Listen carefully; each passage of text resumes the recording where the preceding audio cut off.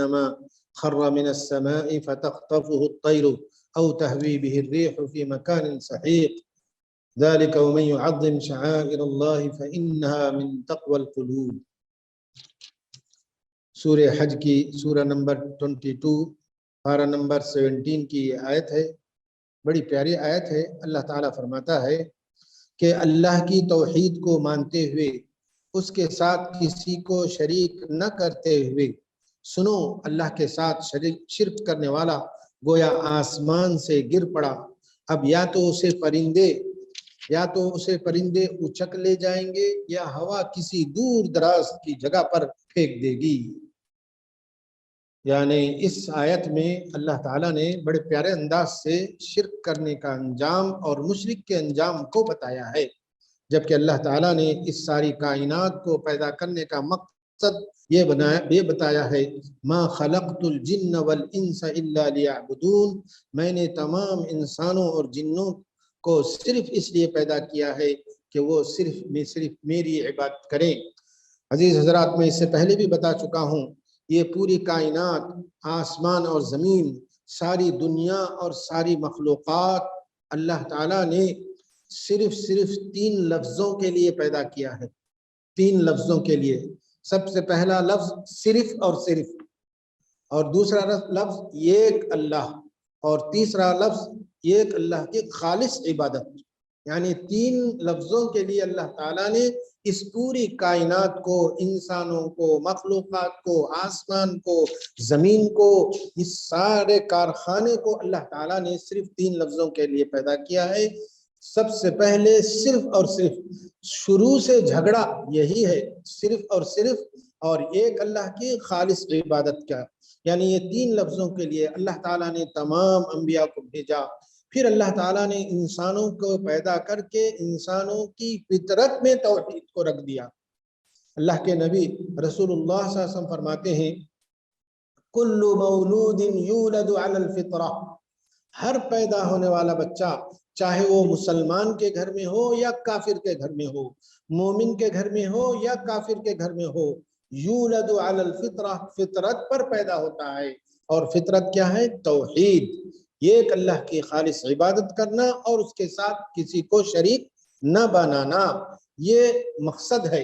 اور اللہ تعالیٰ نے ایک اور جگہ فرمایا، فطرت اللہ التی فطر الناس علیہا، اللہ کی ایک فطرت ہے کہ جس پر اللہ نے لوگوں کو پیدا کیا ہے، یعنی توحید پر اللہ تعالیٰ نے تمام انسانوں کو پیدا کیا ہے۔ تو پھر اللہ کے نبی رسول اللہ صلی اللہ علیہ وسلم نے فرمایا کہ بچہ جب پیدا ہوتا ہے تو فطرت پر پیدا ہوتا ہے، توحید پر پیدا ہوتا ہے، لیکن اس کے ماں باپ، جیسے اس کے ماں باپ ہوتے ہیں، اس کے ماں باپ اس کو بنا لیتے ہیں۔ فَأَبَوَاهُ يُهَوِّدَانِهِ أَوْ يُنَصِّرَانِهِ أَوْ يُمَجِّسَانِهِ، پھر اس کے ماں باپ اس کو یا تو یہودی بنا دیتے ہیں، یا تو عیسائی بنا دیتے ہیں، یا تو اس کو مجوسی بنا دیتے ہیں۔ اور آج کل کے اعتبار سے یہ بھی کہنا چاہیے کہ جیسے بچے کو اسکول ملتا ہے، ماحول ملتا ہے، صحبت ملتی ہے، دوست احباب ملتے ہیں، ویسا وہ بچہ اس کے خیالات میں ڈھل جاتا ہے۔ تو اس آیت میں اللہ تعالیٰ نے بڑے پیارے انداز میں مشرک کا انجام اور شرک کا انجام بتایا ہے۔ فرمایا وَمَن يُشْرِكْ بِاللَّهِ، جو شخص شرک کرتا ہے، یعنی اللہ کی توحید کو مانتا نہیں، شرک کرنے والا گویا آسمان سے گر پڑا۔ آسمان سے گر پڑنے کا مطلب کیا ہے؟ بہت بہترین مثال دی اللہ نے کہ اس مثال میں آسمان سے مراد فطری حالت، آسمان سے مراد اللہ تعالیٰ نے تمام بندوں کو، تمام انسانوں کو فطرت پر پیدا کیا ہے، یعنی توحید پر پیدا کیا ہے۔ لیکن جب وہ نیچے آتا ہے تو اس کے ماں باپ اس کو یہودی، مجوسی، مشرک ہے تو مشرک بنا لیتے ہیں۔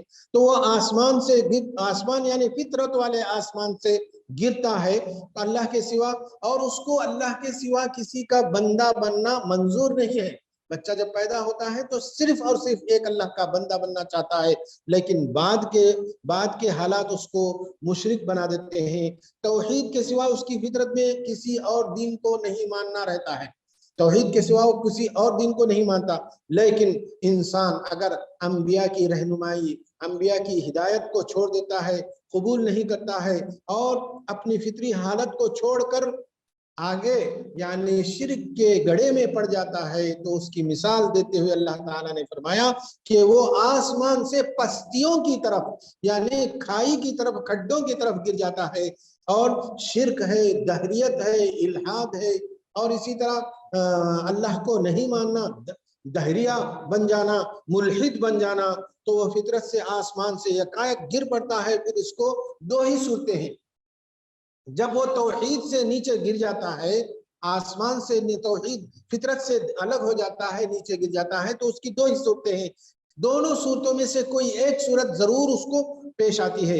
ایک ہے کہ شیطان اس کے پیچھے لگ جاتے ہیں اور گمراہ انسان اس کے پیچھے لگ کر اس کو گمراہ کر دیتے ہیں. اور جیسا اس آیت میں پرندے کے بارے میں فرمایا گیا، تخطفہ الطیر، یا تو اسے پرندہ اچک لیتا ہے یا ہوا کسی دور جگہ لے جا کر پھینک دیتی ہے. یعنی پرندوں سے تشبیہ دیتے ہوئے پرندے اس کی طرف جھپٹتے ہیں اور ہر ایک اس کو اچک لے جانے کی کوشش کرتے ہیں.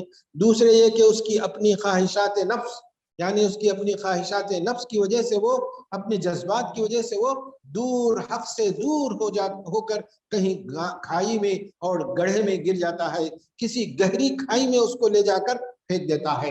تو بہرحال عقیدہ اور عمل اور اخلاق کی اس پستی میں جا کر، عقیدہ اور عمل اور اخلاق کی اس پستی میں جا کر وہ گر جاتا ہے، جس وقت اس کو گرنے کی وجہ سے اس کا چورا چورا اور اس کا پرزا پرزا ہو جاتا ہے.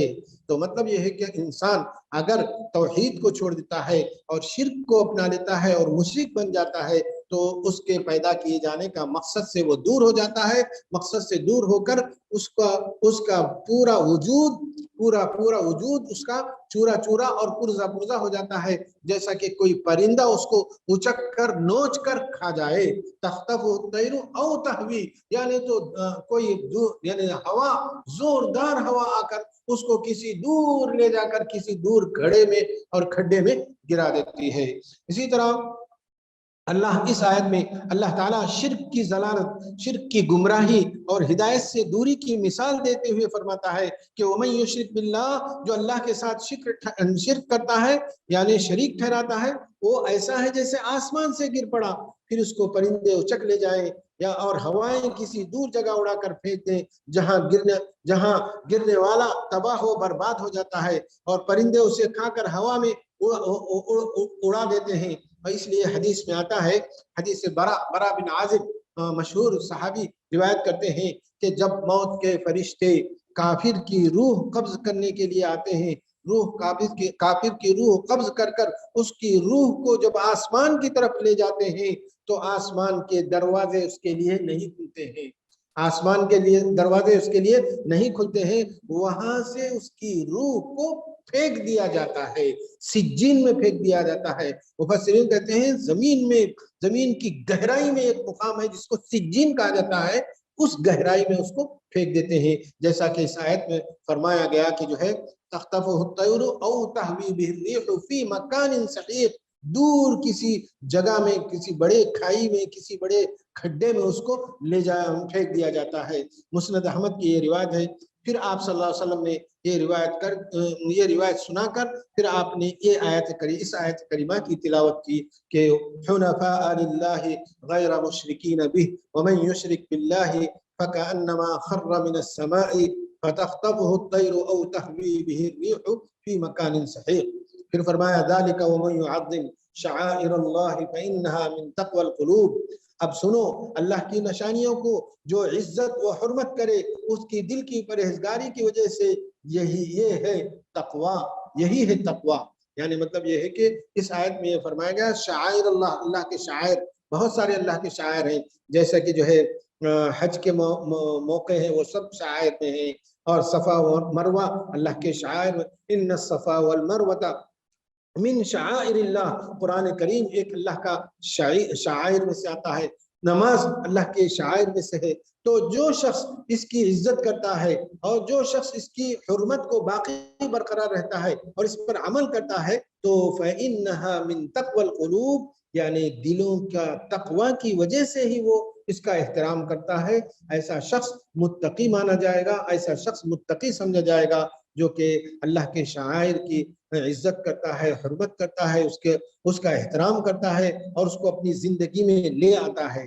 نماز کے بارے میں اللہ کے نبی اسی طرح رسالت، اللہ کے نبی رسول اللہ صلی اللہ علیہ وسلم کی بھی احترام کرنا، آپ کے سنتوں کا اہمیت دینا اور آپ کے احکام کی پیروی کرنا، یہ بھی جو ہے دین کے اہم حکم سے ایک حکم ہے، توحید، رسالت اور معاد۔